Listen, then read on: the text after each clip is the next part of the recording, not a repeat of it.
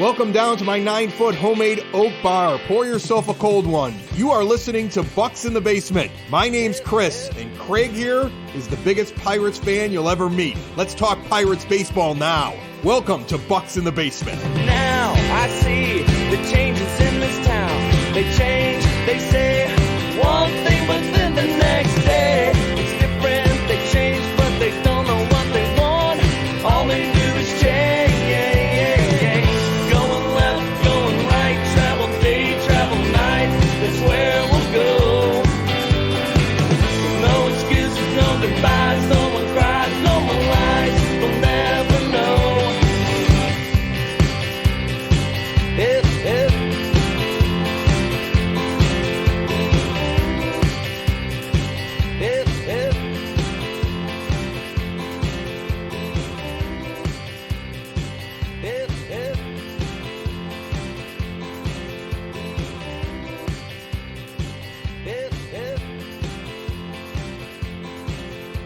I know we're going to talk about Paul Skenes, and I know we're going to talk about what the Pirates did in the draft, and you are chomping at the bit to do it. But before we dive into that, can I just point out that the home run derby is stupid?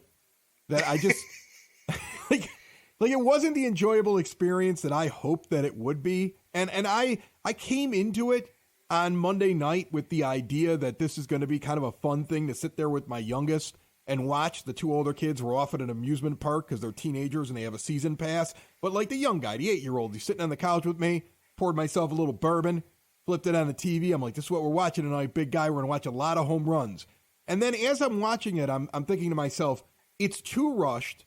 He doesn't even understand. A kid can't follow those home runs on that split screen well enough. All it is a guy swinging and swinging and swinging, and you don't know if it's going out or not, and the ball is being hit while two other balls are in the air, and I know that they're trying to add excitement to it, and it got boring and it got long a few years ago, but on the other hand, it's so rushed now.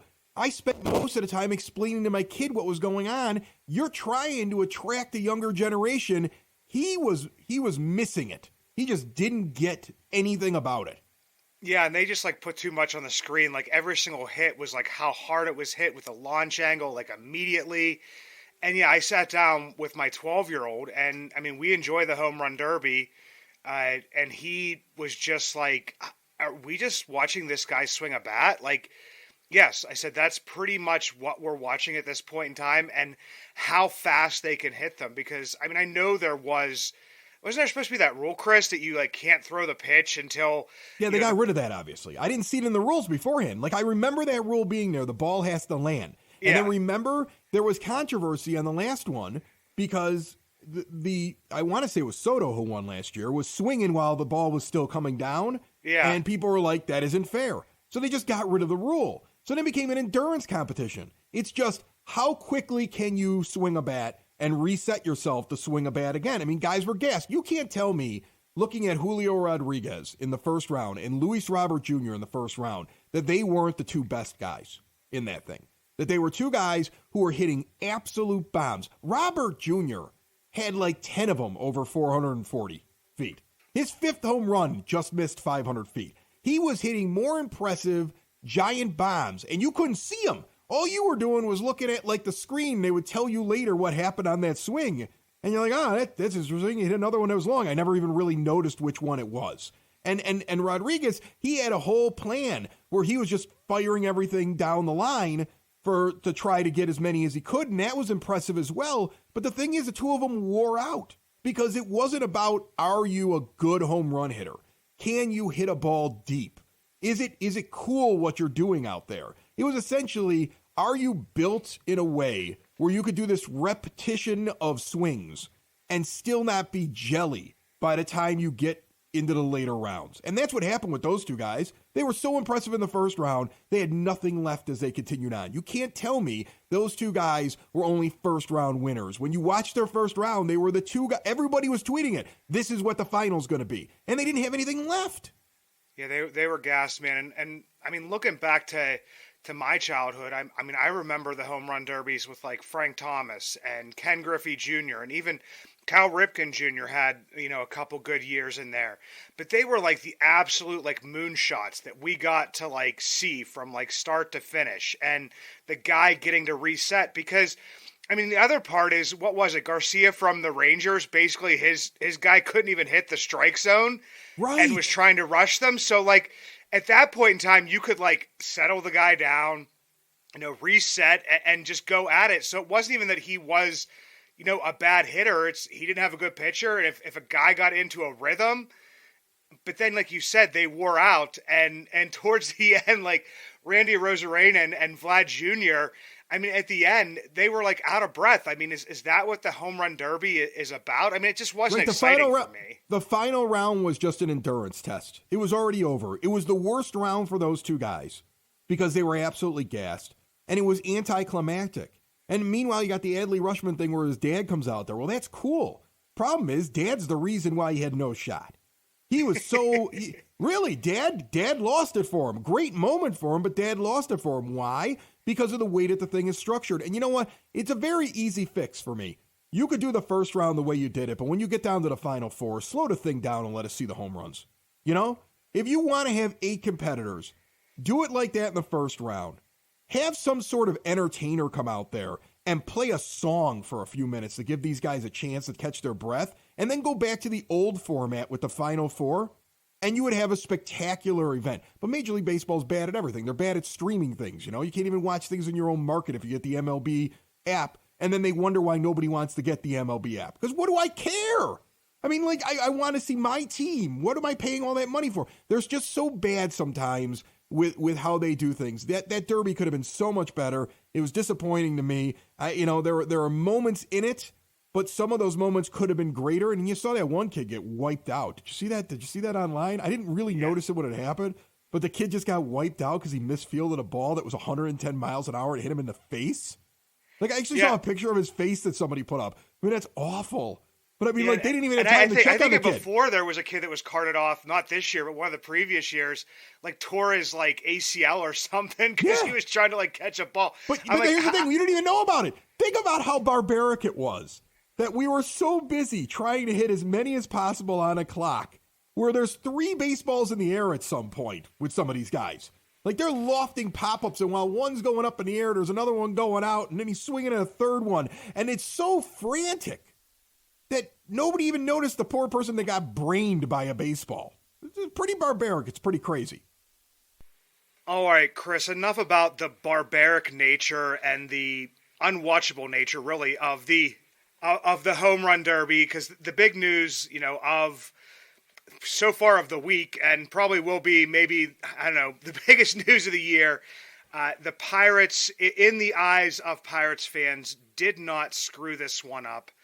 They went out, they got the top pitcher in this class, and according to many experts, the top pitcher in years. I mean, you can compare him to Garrett Cole, you can compare him to Steven Strasburg, whoever you want to compare him to. I mean, the kid he's really darn good. They got him about $500,000 under slot, and the bigger thing for me is that, I mean, there was the big thing of, Dylan Cruz, Wyatt Langford, Dylan Cruz wanting over slot, Paul Skenes being willing to go under slot.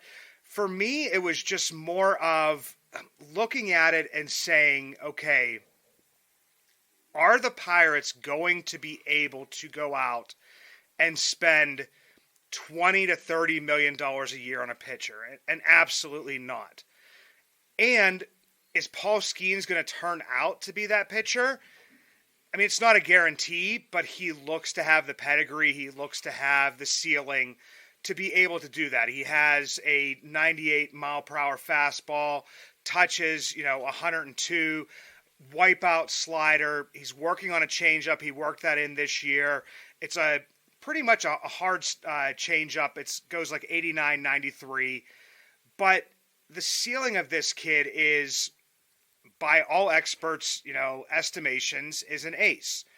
Right now we have Mitch Keller in the organization through 2025 if they don't extend him.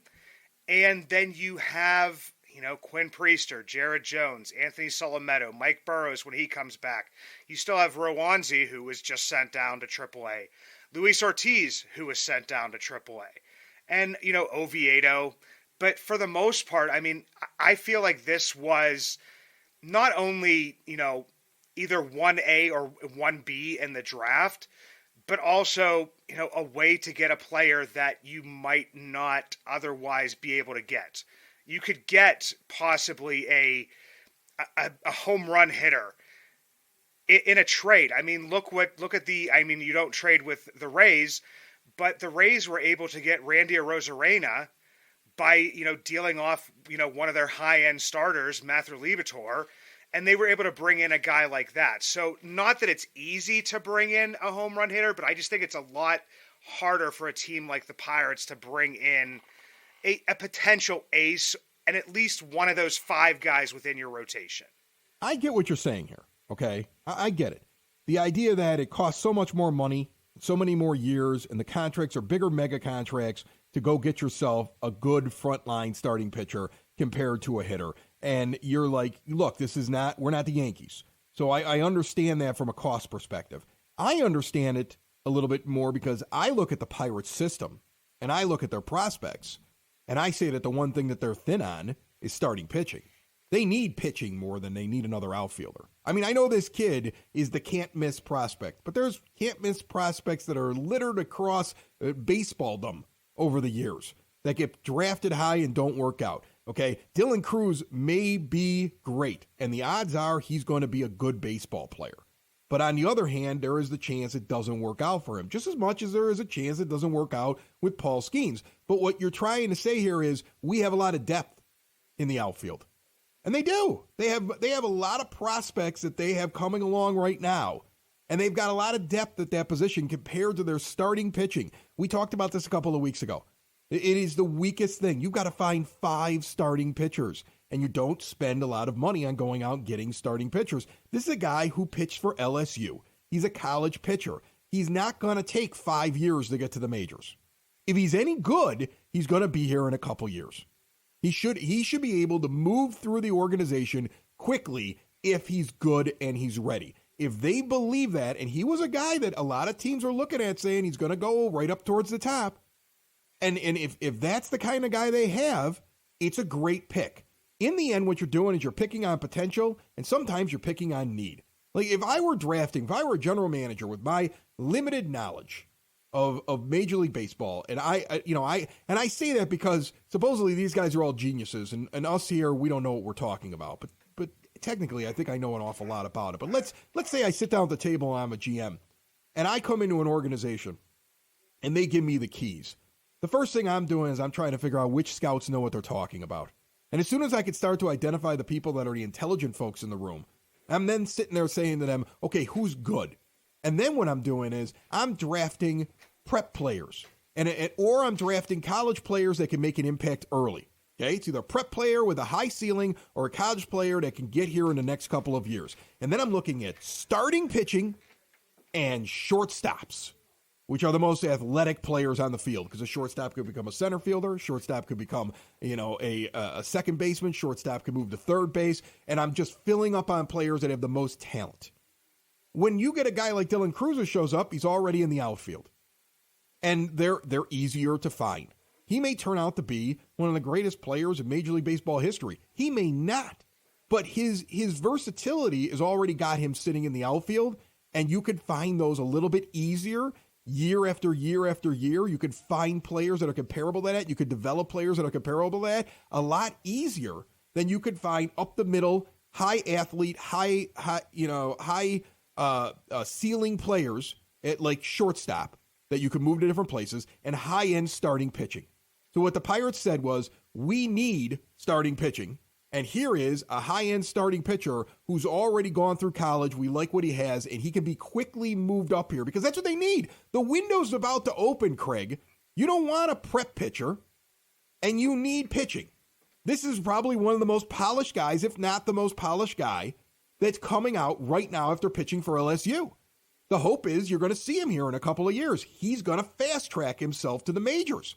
And you need to find arms in that rotation that you have control of because of the budgetary constraints that Bob Nutting puts on the team. So I like the pick. It's just for that. He may not work out. There are plenty of, number one overall starting pitchers that never worked out. There are a few that have. You're hoping that this is one of the few that have. Yeah, and I mean, you could even look back to, just within the last few years in the draft, like a player like a Spencer Torkelson was a great, college hitter. And right now, he could still end up being a, regular Major League Baseball player, but he's not having that immediate impact within his team.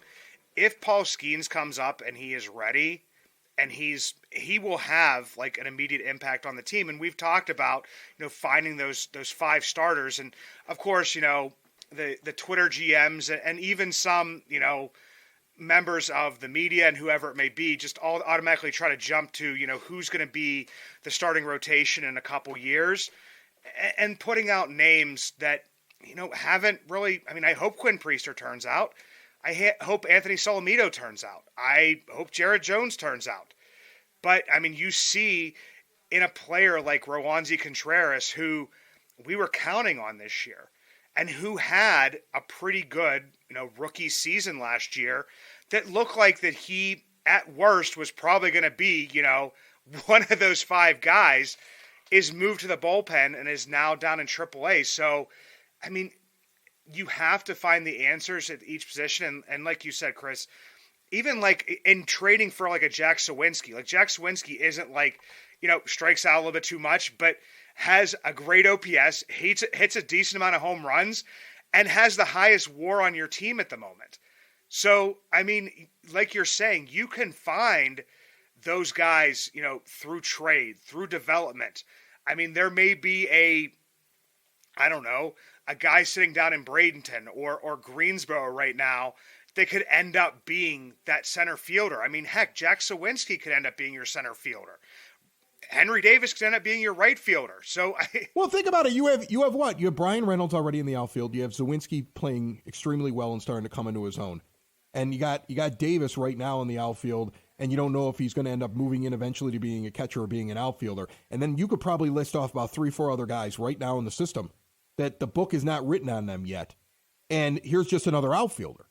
And yeah, he might be a really good player, but when you're the Pirates, after years and years and years of being bad, and you're trying to build to something good, you don't need any more outfielders as much as you need pitching.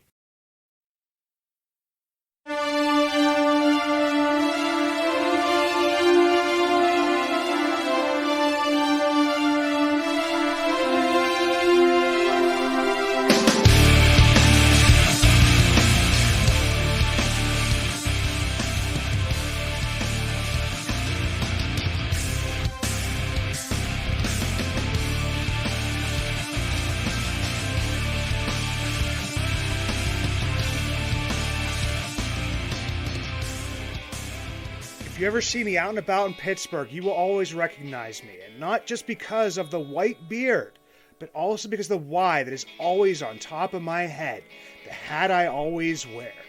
The Yins brand, proud partners with Bucs in the Basement, 3 dynasties, 1 brand, Yins. Finally, 1 brand to rep all black and gold. Follow at Shop Yins for new merch drops and giveaways. Order online at www.shopyins, the emphasis on the 2 Z's, high quality comfort, lightweight materials, a new modern look for the black and gold, made for Yins by a Yinzer.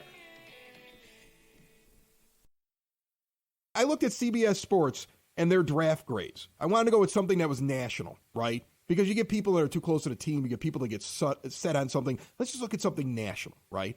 And when they gave the grade about Dylan Cruz for the Nationals, who take him second, of course, he gets a grade A. It's a guy with a 70 grade hit and power tool. Of course, this is a great pickup for them.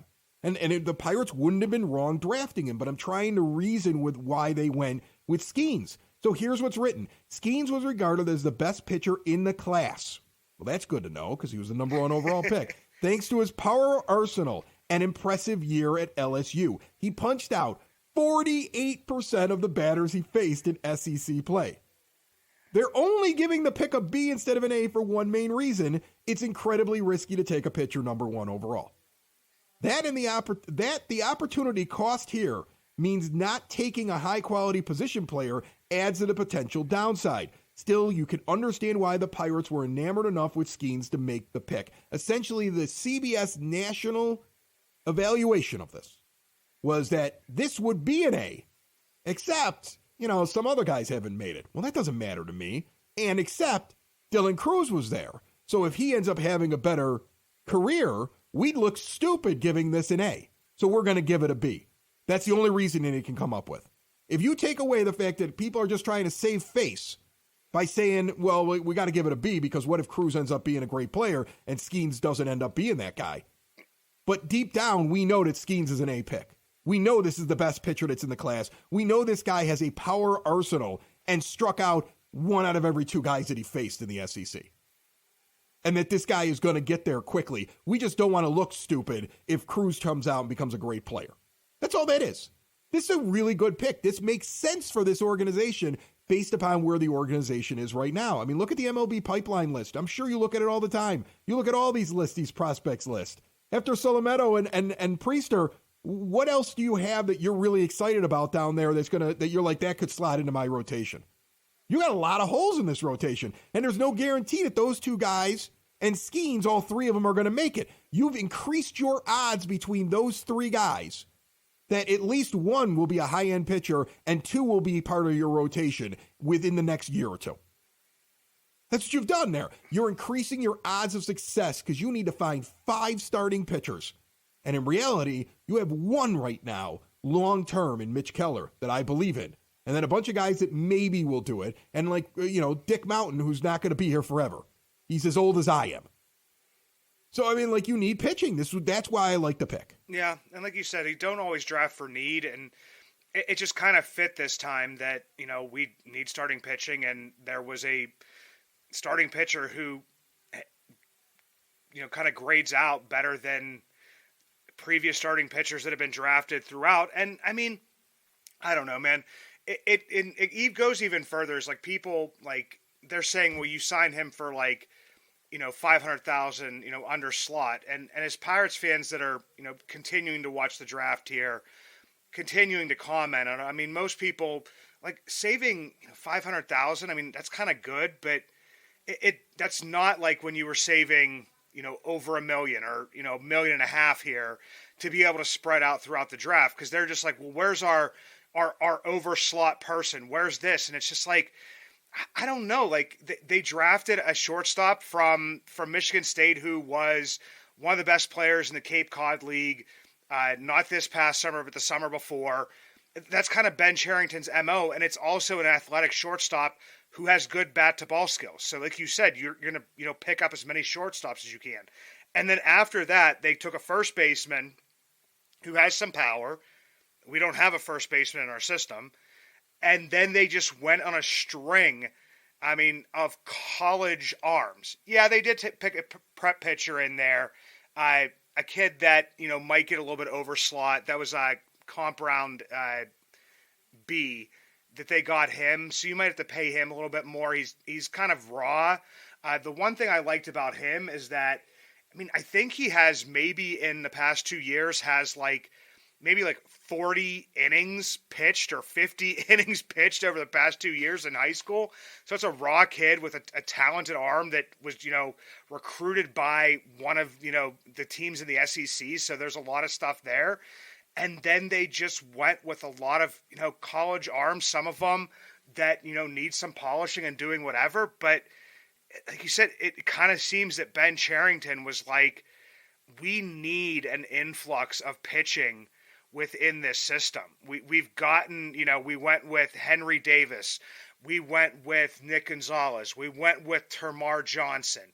And we need to, start to bring some more depth.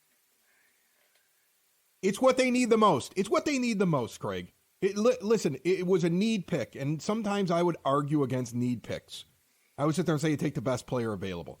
There's nothing saying, though, this guy is not the best player available. There's nothing saying that he's not the best guy that's available here. Right now, there's a lot of people who are like, well, Cruz seems more like can't miss because pitchers are a little bit risky. And the Pirates are like, yeah, but we want to go pitching here in this draft. And at some point, we got to pick a really high-end pitcher because we have so much at these other positions. I mean, Tamar Johnson and Nick Gonzalez, two middle infielders. You got Henry Davis and Endy Rodriguez, who are two catchers who may end up playing at a different position, but you're there, okay? And these guys, all these guys are sitting in there along with Priester and Solometo. If I look at the top, just at the top 6. At 7, I got a shortstop in Peguero. The team has position players, and they've got guys like performing in the minor leagues that fill out most positions on the field right now. But what they have nothing of, they don't have anything in their rotation long term. Right now, Mitch Keller has got a 3.35 FIP, a 1.12 WHIP. He's one of the best players in our fantasy league. Did you see that? I put that out there in our little league. Like I put like the best 10 pitchers in our fantasy league, and he's like right there at the top of it. I mean, he's just so effective. He's so good. He's got a 3.31 ERA, and he's 9-4. That's what you want. And after that, you got Rich Hill, who's not going to be here forever, and at this point is just basically a body out there who's a veteran. That is not part of your long-term plan. Contreras is back down in the minors. That's how well it's been going for him this season. Yohan Oviedo has shown some flashes, but overall, I don't trust that yet. And I don't know if I'll ever trust that to be in my rotation. You need to find bodies. You don't have enough high-end pitchers that have the opportunity to fill up the top of your pitching rotation, or at least fill it out. They're not going to go out. This isn't the team that's going to go out into free agency and sign 2 pitchers at 6 years and $200 million. They're not going to go. This isn't what this team is.